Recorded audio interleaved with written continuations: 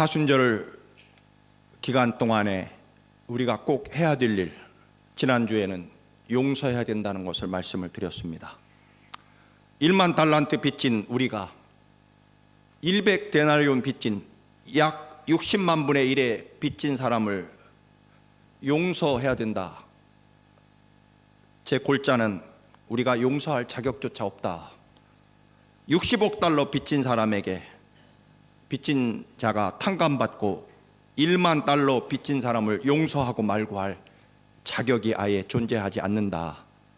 왜냐하면 우리가 받은 용서가 너무나 크기 때문에. 오늘 사순절 두 번째 우리가 꼭 해야 될 일이 무엇이냐? 그것은 낮아짐과 섬김을 꼭 해야 된다 하는 것을 말씀을 나누고자 합니다.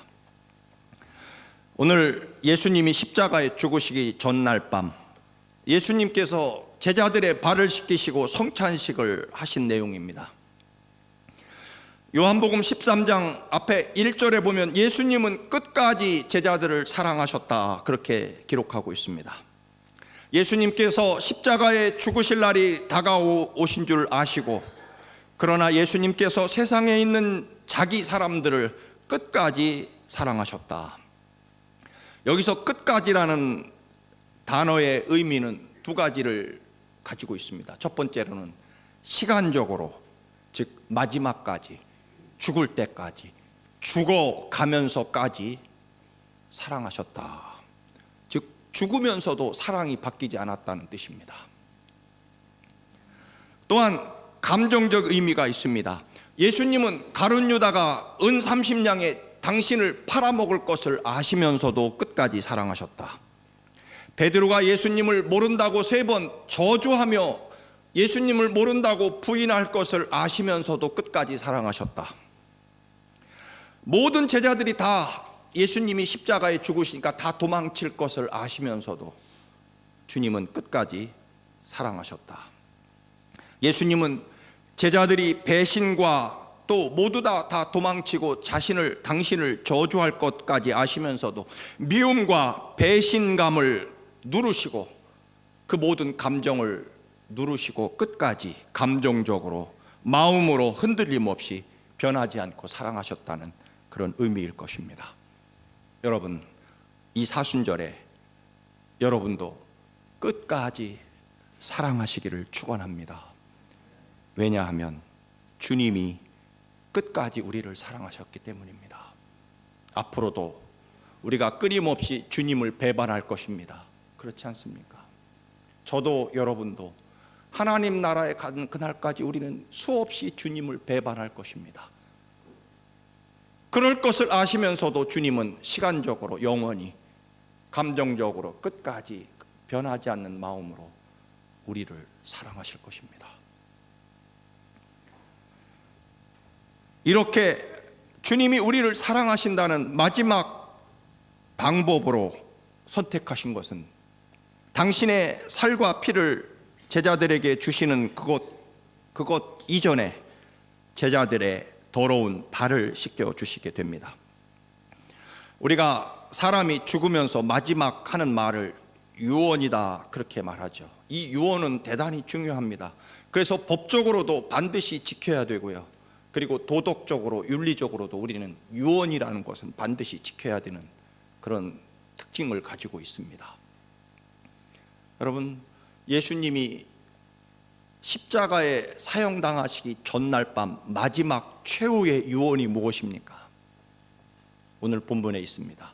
그리고 예수님이 십자가에 죽으시기 전에 마지막 하신 일, 그것은 아마 가장 중요한 행동이고 가장 중요한 말일 것입니다. 예수님이 평생을 살아오시면서 이제 내일 내가 죽을 텐데 오늘 저녁에 제자들에게 내 평생에 내 삶을 바쳐 가장 중요한 말은 무엇일까? 그리고 제자들에게 마지막 꼭 해주고 싶은 것은 무엇일까? 그것은 제자들의 더러운 발을 씻어주는 일을 마지막 유언으로 하십니다. 그리고 너희들도 이와 같이 해야 된다라고 말씀하십니다. 물론 그 당시에 발을 씻어주는 일은 주로 노예들이 하는 일이었습니다. 아니면 주인이 한다고 하면 정말로 주인이 최고로 존경하고 그리고 가장 소중하게 여기는 손님에게 주인이 발을 씻겨주는 그런 풍습이 있었지만 대체적으로는 다 종들이 하는 일이었습니다. 하나님의 아들이시고 우리들의 구세주이신 주님이 제자들의 발을 씻어 주십니다. 그것도 세상 떠나는 마지막 날, 마지막 유언으로, 마지막 행동으로 제자들에게 하고 싶은 말씀과 행동은 바로 발을 씻겨주는 일이었다라고 하는 것입니다. 제자들의 발을 친히 무릎을 꿇고 닦아주십니다. 그리고 주님은 제자들에게 너희들도 이렇게 섬김의 도를 다해야 된다라고 말씀하십니다. 주님은 하나님의 아들, 우주 만물의 창조주이신 거룩하신 하나님께서 이 땅에 오셔서 마국간 말구 위에 탄생하십니다. 그리고 평생을 섬기는 일을 하십니다. 그리고 십자가에 우리의 죄를 대신 담당하시고 우리를 살리시려고 우리를 영원한 하나님의 나라 천국을 우리에게 주시고 싶어서 우리 대신 십자가에 생명을 바쳐 죽으십니다. 그리고 그 전날 밤에 주님이 마지막 유언으로 얘들아, 너희들이 나를 선생으로 생각하느냐? 너희들이 나를 주인 혹은 주님으로 그렇게 고백하느냐? 그렇다면 내가 너희들에게 마지막으로 보여주고 꼭 부탁하고 싶은 것이 있다. 내가 너희들의 선생이라면, 내가 너희들의 주님이라면 이것은 해야 된다. 바로 제자들의 발을 씻겨주면서 너희들도 서로 이와 같이 발을 씻겨주는 것이 옳으니라. 그 말은 꼭 해야 된다, 그런 말씀입니다. 예수 그리스도가 여러분의 주인이십니까? 주님이 여러분의 주님으로 고백되어지십니까? 여러분의 아버지가 되십니까? 주님 닮기 원한다고 매일같이 찬양하며 고백하십니까? 그러면 주님이 우리에게 마지막 세상을 떠나며 하신 유언은 너희들 서로 발을 씻겨주라는 말씀입니다. 이렇게 낮아지며 무릎을 꿇고 다른 사람의 발을 씻어주면 오늘 17절에 보면 너희가 이것을 알고 행하면 복이 있으리라.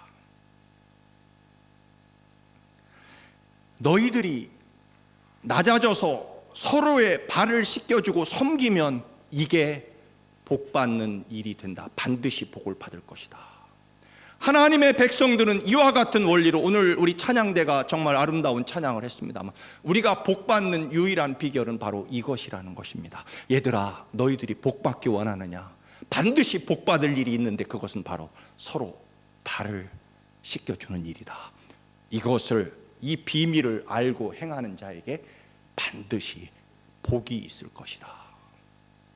주님이 발을 씻기시고 마지막 유언을 하신 다음에 제자들에게 내가 이 세상을 떠나면서 마지막으로 너희들에게 비밀을 알려줄 것이다. 섬김의 비밀을 알고 행하는 자에게 반드시 복이 있을 것이다. 여러분, 복 받기 원하십니까? 방법은 하나, 마지막 방법이 있습니다. 섬기는 것입니다. 사순절 기간에 이번 주간에 여러분에게 숙제를 냅니다. 두 가지 중에 하나가 여러분의 숙제. 하나씩 초이스하시기 바랍니다. 첫째로 매일 새벽 기도를 나오시든지 아니면 자기 부인이나 남편의 발을 씻기든지 둘 중에 하나 이번 주에 여러분 숙제를 하시기 바랍니다. 어느 걸 선택하시겠습니까? 정운학 집사님은 둘 중에 어느 걸 선택하시겠습니까? 숙제 1. 매일 새벽 기도를 나오는 것과 2. 박열자 집사님의 발을 씻겨주시는 것. 2번 하시겠습니까? 뒤를 돌아보시는 김태훈 집사님은 뭘 선택하시겠습니까? 매일 새벽 기도하고 할렐루야. 감사합니다. 이런 교인이 있으면 목사가 갑자기 기운이 팍 나는 거죠. 저도 생각하지 못했던 대답이네요. 하나를 가르치면 열을 아는 분이 이게 복 받는 분이죠. 저는 둘 중에 하나만 하실 줄 알았는데 둘 다 하시겠답니다. 우리 최종학 선생님은 어디 안 오셨네? 서용석 선생님은 뭐 하시겠어요? 둘 중에 하나. 둘 다 안 한다고요? 뭘 하시겠습니까? 넘버원? 둘 다 하시겠습니까? 책임져야 됩니다. 네, 알겠습니다. 고맙습니다. 혹시 남편과 아내가 없는 분들은 가장 싫어하는 사람을 하시면 될 것 같습니다. 여러분, 우리가 발을 씻긴다는 의미는요, 두 가지 의미가 있습니다. 하나는 용서한다는 의미가 있습니다. 주님이 제자들이 배신할 것을 아시면서도 그 말은 용서의 의미가, 허물을 덮어주는 의미가 있죠. 그 더러운 제자들의 발을 선생님이 제자에게 씻겨줍니다. 그리고 또 하나는 내가 너를 섬긴다는 뜻인, 사랑한다는 뜻을 담고 있을 것입니다. 우리가 서로의 허물을 용서하고 서로를 섬길 때 하나님의 뜻이 우리 가운데 이루어진다. 이것이 주님의 마지막 최후, 십자가 위에서 말씀하신 가상 7원 빼놓고 이 땅에 건강하게 계실 때 마지막 유언이시다라고 하는 것입니다. 그리고 복 받는 길이다. 여러분, 복을 못 받고 계시다고 지금 낙심한 분 계십니까? 혹은 조금밖에 못 받는다고 생각하고 계십니까? 그러면 오늘 복 받는 길을 주님이 최후의 마지막 방법을 알려주십니다. 지금까지 다 해봤는데 안 되면 주님이 마지막으로 내가 너희들에게 마지막 비밀을 알려주겠다. 이 섬김의 도를 알고 행하면 뭐라고요? 반드시 복이 있으리라. 섬김의 비밀을 아는 사람이 복을 받게 된다는 것입니다.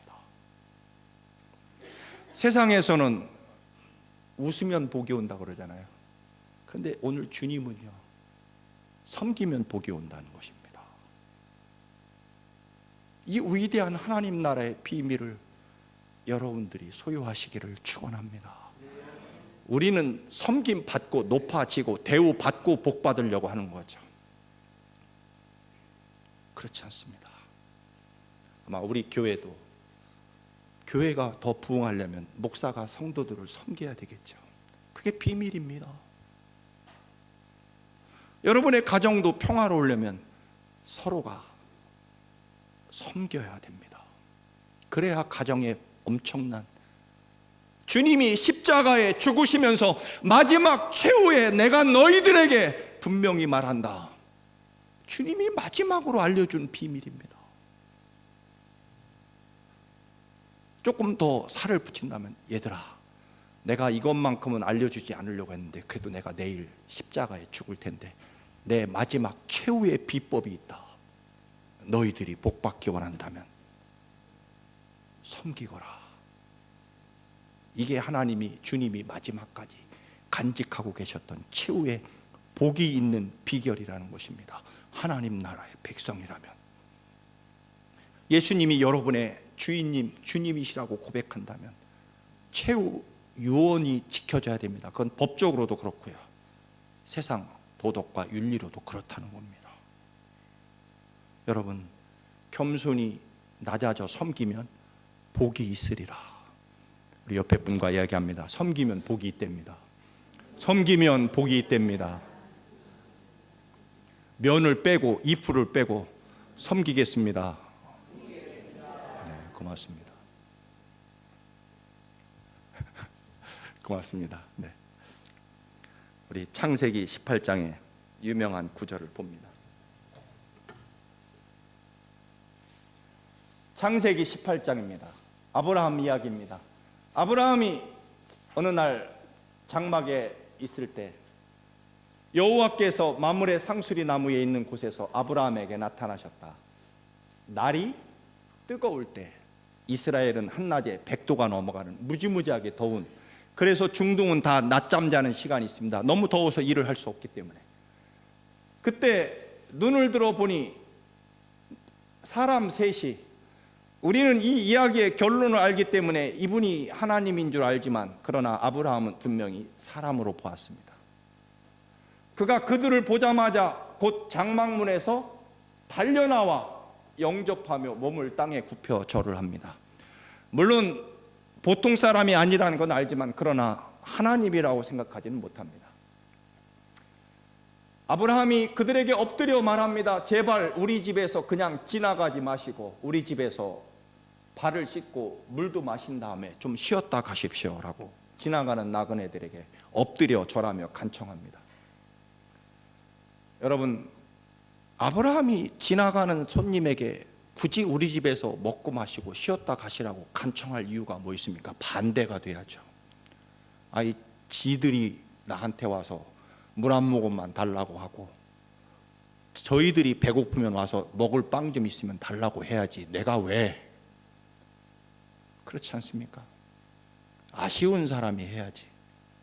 그러나 아브라함은, 물론 여기에는 영적인 의미가 담겨져 있겠습니다만, 분명한 것은요, 아직은 하나님의 사람이라는 것을 알지 못합니다. 아브라함이 얼른 뛰어가서 그들을 영접했고, 그 다음에 급히 장막으로 가서 부인 사라에게 말합니다. 빨리, 급히, 속히, 제가 달려가서 라는 단어에 파란색을 했습니다. 속히 고운 가루 세스알을 가져다가 반죽해서 빵을 구워라. 여러분, 아까 말씀드린 대로 이스라엘은 지금 100도가 넘는 한낮 정오 더운 날입니다. 부인에게 가서 빵을 구우시오. 여러분에게 남편이 갑자기 무더운 여름날 손님을 데려와서 밥 좀 해 그러면 뭐라고 합니까? 일로 오라고 그러고 부엌으로 끌고 가서 너 미쳤니? 뭐 그러지 않겠습니까? 아침에 먹은 베이글 있으니까 그거 갖다 주든지 말든지, 네 손님이니까. 그러니까 여름에 한동안 목장 예배, 구역 예배를 안 했습니다. 왜냐하면 부인들이 그 더운 날 목장 예배 보려고 음식 만들기가 너무 힘들다고. 사실 집에 다 에어컨이 있으면서 말이죠. 그래서 올해부터는 여름 쉬지 않기로 했습니다. 여러분, 근데 참 더운 날 이 불을 펴서 빵을 굽는다는 것이 생각처럼 가능한 얘기, 그리고 알지도 못하는 사람, 오지랖도 넓어, 그렇잖아요. 그런데 사라가 아무 말 없이 순종합니다. 아브라함은 또 가축 있는 곳으로 또 뛰어갑니다.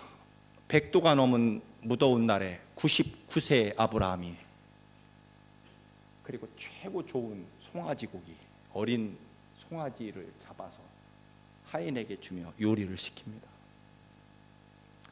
아브라함이 엉긴 젖, 치즈겠죠. 치즈와 우유와 하인이 요리한 송아지를 가져다가 그들 앞에 차려놓고 나무 아래 모셔 서매. 이 모셔 선다는 말은 웨이터가 식사하는 손님 옆에 딱 서서 시중을 든다, 그런 뜻입니다. 그리고 그들이 먹었다. 여러분, 하나님의 은혜는요, 특별한 순간에 특별한 장소에서 정해진 곳에서 임하는 게 아닙니다. 우리가 꼭 금요 기도, 철야 기도를 해야만 하나님의 놀라운 은혜가 내게 임하는 것이 아니다 하는 것입니다. 그렇지 않다는 뜻이 아니라, 하나님의 은혜는 언제나 믿음의 눈이 발견하는 것이라는 것입니다. 하나님의 은혜는 이미 이 땅에 우리들의 삶 주변에 내 형제와 자매를 통해서 이미 가득 차 있습니다. 하나님은 이미 말씀드린 대로 주실 모든 것을 다 우리에게 은혜로 주셨습니다. 아들까지 십자가에 피 흘리시고, 주님은 마지막 피까지 다 우리를 위해 쏟으셨는데 우리에게 더 줄 게 뭐 있습니까? 아들의 목숨까지 바친 마당에 우리에게 더 줄 게 뭐가 있겠습니까? 하나님은 더 주실 게 없습니다. 은혜라고 하는 것은, 믿음이라는 것은요, 내 믿음의 눈으로 발견하는 것이고 찾아내는 것입니다. 모든 것을 사랑하는 마음으로 보면 보이는 게 있습니다. 감사하는 마음을 가져야 보이는 게 있다는 겁니다. 그리고 기뻐해야만 보이는 게 있습니다.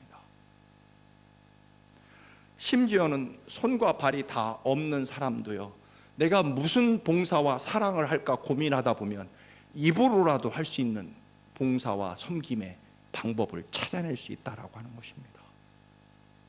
보려고 하는 사람에게 보이는 것이 하나님의 나라의 비밀이라는 것입니다. 하나님이 뭘 감춰놓고 우리가 하는 것 봐서 주시는 분이 아니라, 우리가 하나님의 특별한 은혜를 보지 못하는 이유는 한 가지입니다. 은혜를 볼 수 있는 사랑의 눈과 섬김의 눈과 그리고 감사의 눈이 열리지 않기 때문에 보지 못하고 있는 것뿐이다라고 하는 것입니다. 새벽에도 말씀을 드렸고 지난주에 읽은 책 중에 간단한 글이 하나 있었습니다. 요즘에 저는 보지도 못했습니다만 자전거 한 대가 $10,000, $20,000짜리가 있답니다. 벤츠인가 거기서 나오는 자전거는요 $20,000가 된답니다. 자동차보다 더 비싸잖아요. 그거를 10년 전에 마련해서 열심히 자전거를 타고 다니는데 그만 아침에 일어나면 자전거가 홀라당 없어지고 말았습니다. 이분이 정확하게 열흘 동안 밥맛이 없고 밥을 못 먹었답니다. 부인이 뭐라고 했냐면, 네 부인 죽어도 열흘 동안 밥 안 먹냐? 라고 그래 있더라고요. 죄송합니다. 근데 열흘 되는 날 정말 자기 머리를 정말로 망치처럼 치는 하나님의 음성이 들렸다는 겁니다. 야, 네가 그 자전거를 타고 가다가 교통사고 나서 너 죽을 건데 내가 너를 살리려고 자전거를 미리 없애준 거다. 그게 사실이냐 아니냐를 떠나서 하나님의 역사와 계획 속에서 그렇게 믿고 고백하는 사람에게 그게 보인다, 그런 뜻입니다. 여러분, 우리 마음이 하나님 외에 세상 것들이나 혹은 내게 이게 얼마나 이익이 될까 손해가 될까 먼저 그것 따지니까 하나님의 역사와 지나가는 하나님의 은혜가 보이지 않는 거죠. 여러분, 주변에 있는 모든 분들이 다 하나님의 은혜로 내게 주어진 사람들입니다. 보내준 분들입니다. 그런데 이게 인간적인 계산과 감정에 앞서서 하나님의 은혜가, 그를 통해서 오는 은혜가 얼마나 큰지를 볼 수 있는 눈이 없는 거죠. 귀찮고 별로 도움되지 않는 사람이고. 왜 99세가 되는 노인이, 그리고 그것도 지나가는 이방 나그네들에게 엎드려 절까지 하면서 제발 우리 집에 와서 먹고 쉬고 가십시오, 그리고 땀을 흘리며 이리 뛰고 저리 뛰면서 바삐 움직이면서 부인에게 빨리 방빵을 구우시오, 하인들에게 빨리 송아지를 요리해 오너라, 그리고 자신은 물을 떠다가 지나가는 나그네를 섬기고, 우리는 자존심이 있잖아요. 네가 아쉬우면 나한테 와서 얘기해야지. 그래도 도와줄까 말까. 여러분, 아브라함은 사실은 물론 우리 생각하기에 그분은 보통 사람이 아니다, 그런 느낌은 있었겠지만 설마 하나님 그것까지는 아닙니다. 아브라함은요 사실은 습관화되어 있습니다. 베품과 섬김이. 왜냐하면요, 조카 그 말썽장이 조카 롯이 잡혀갔을 때 목숨 걸고 가서 구해오고요. 그리고 어떻게 합니까? 가장 결정적인 좋은 땅을 조카 롯에게 네가 먼저 가져라. 오늘 삶의 현장에서 가장 뜨거운 한낮, 장막에서 다 낮잠 자고 쉬어야 되는 그 시간에, 여러분, 하나님은요 우리의 일상 현장에서 늘 만나는 내 형제와 이웃에게서, 그리고 내가 피곤해서 정말 쉬고 싶을 때, 내가 프라이버시를 침해당하고 싶지 않은 그 순간에, 그러나 하나님이 주시는 사랑이 있어야 보이는 영적인 축복을 소유할 수 있게 된다라고 하는 것입니다. 여러분, 나 중심적인 삶을 살아가면 안 됩니다. 나 중심적인 삶을 살아간다면 우리는 영원히 나일 뿐이잖아요. 내 계획과 내 판단과 내 이익에 의해서 내가 움직여지면 앞으로도 나는 영원히 나일 뿐입니다. 그냥 나잖아요. 내 지식과 내 계산 범위 안에서, 그리고 내 감정 범위 안에서 이루어지는 나일 뿐입니다. 그러나 여러분, 하나님의 말씀이 나를 사로잡고 있다면, 내 삶을 움직이고 주관하는 것은 살아계신 하나님의 말씀이고, 내 삶의 모든 계획은 하나님의 인도하심 속에, 계획 속에 이루어진다면, 그리고 그것에 전적으로 믿고 순종한다면 나는 누가 됩니까? 하나님 안에서, 하나님의 계획과 섭리 안에서 하나님처럼 되는 거죠. 그렇지 않습니까? 여러분이 나 자신 있어? 지금 나 뭐 더 이상 바랄 것이 없어. 그러면 그렇게 사시면 됩니다. 그러나 여러분, 내가 앞으로도 계속 이 나라고, 이 지금의 나대로 살아가기가 자신이 없다면 우리는 하나님처럼 살아가면 됩니다. 무엇을 통해서요? 살아계신 하나님의 말씀에 의지해서 그분의 계획과 인도하심에 나를 맡기면 나는 하나님처럼 되는 거죠. 교만하다는 뜻이 아니라 하나님이 마련해 놓으신 그 위대한 축복과 계획 속에서 내가 이루어진다, 그런 뜻입니다. 여러분, 하나님처럼 되고 싶습니까? 아니면 지금 그냥 이대로 나 안에서 내가 될 것입니까? 요즘에 야고보서를 강의합니다만 참 하나님의 말씀은 그래서 저도 늘 은혜가 됩니다. 수천 번 야고보서를 예를 들면 읽었지만, 지난주에 야고보서 1장 18절에 진리의 말씀이 너희들을 낳았도다. 제가 그것을 바꿔서 하나님의 말씀이 여러분의 어머니가 되어서 하나님 말씀으로 여러분이 다시 태어나기를 원한다는 뜻이 될 것입니다. 우리가 거듭난다라고 하는 것은요, 하나님의 말씀이 나를 새롭게 만들어냈다, 거듭 태어났다. 무엇으로? 하나님 말씀이 내 어머니가 되어서 하나님 말씀이 너희를 낳았다는 것입니다. 거듭나고 변화되고 새로워진다는 것은 하나님의 말씀이 여러분의 어머니가 되어서 여러분을 새롭게 탄생시켰다는 뜻이 될 것입니다. 나 이대로, 물론 찬송의 내 모습 이대로가 있지만 그런 뜻이 아니라, 내가 아니라 이제 하나님으로 살아가고 싶으시다면 오늘 주님이 마지막 유언처럼 하신 말씀, 너희들이 복이 있으리라. 무엇으로? 섬김의 비밀을 알면 복을 받게 될 것이다.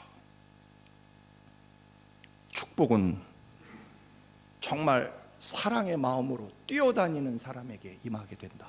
적극적으로, 기왕 할 거면 열심히, 정말 뜨거운 사랑의 마음으로, 머릿속에서 계산하는 것이 아니라, 여러분, 주님이 계산해서 그래, 너는 내가 너 대신 죽을 만큼의 가치가 있는 사람이다. 주님이 그래, 너는 영원히 나를 배반하지 않고 충성할 사람이구나. 내가 기꺼이 너를 위해서 발을 씻어주마. 그렇지 않잖아요. 무조건 이유 없이 우리를 사랑하시는 그 사랑 하나만으로 우리의 발을 씻겨주시며, 너희들도, 내가 너희들의 선생이고 주님이라면 너희들도 반드시 이와 같이 해야 다오. 내가 마지막 최후의 부탁이고 유언이다. 제발 낮아지고 섬기면 하나님 나라의 복이 반드시 있을 것이다. 여러분, 세상에 가장 프레시한 빵으로, 여러분, 사랑은 어떻게 해야 된다고요? 아까워서 주려고 하면 손발이 부들부들 떨리고 밤새도록 줄까 말까 고민하고 갈등하는 그런 아까운 것을 주어야 그게 사랑입니다. 이 집사님, 김치 많이 담궜는데 좀 실 것 같으니까 갖다 먹어. 이거 사랑 아닙니다. 좀 심하게 말하면 쓰레기 치워달라는 뜻도 될지 모릅니다. 그래도 그게 좋은 사랑이지만, 여러분, 사랑은요, 아유, 이거 주자니 내 삶에 이거 주고 나면 아깝고, 내가 어떻게 담은 김치인데 또 이거 100% 이거 주면 내 렌트비가 그만큼 모자랄 텐데 그거 채우려면 또 밤새 주자니 아깝고 안 주자니 마음이 괴롭고, 그게 사랑입니다. 내 삶이 뭔가 흔들리고 불편이 있어야 그게 진정한 섬김과 사랑이다. 발을 씻어줄 때 갈등이 되죠. 이것들이 나를 배반할 텐데. 그러나 무조건 사랑입니다. 이처럼 최선을 다한 사랑의 결과를 마지막으로 말씀을 드립니다. 10절 말씀. 이제 잘 대접받은 사자들이 사라에게 말합니다.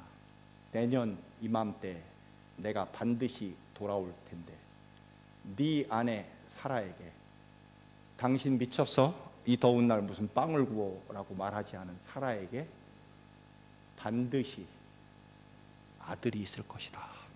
24년 동안 묵은 갈등과 괴로움, 분명히 아들을 준다고 했는데 100세가 되도록 혹은 90세가 되도록 아들이 없는 이 문제가 반드시 내년 이맘때 내가 다시 올 텐데 그때는 사라의 품에 아들이 있을 것이다. 반드시. 그리고 아브라함에게 큰 민족의 조상이 될 것이다. 그리고 17절에 보면 잘 대접받은 아브라함에게 하나님의 사자들이 말합니다. 이렇게 우리를 사랑하고 대접한 아브라함에게 우리가 숨겨서는 안 되지, 감춰서는 안 되지, 비밀을 다 알려줘야지. 소돔과 고모라 성이 멸망할 것이라는 비밀을 아브라함에게 알려주십니다. 그래서 조카 롯이 살아나죠.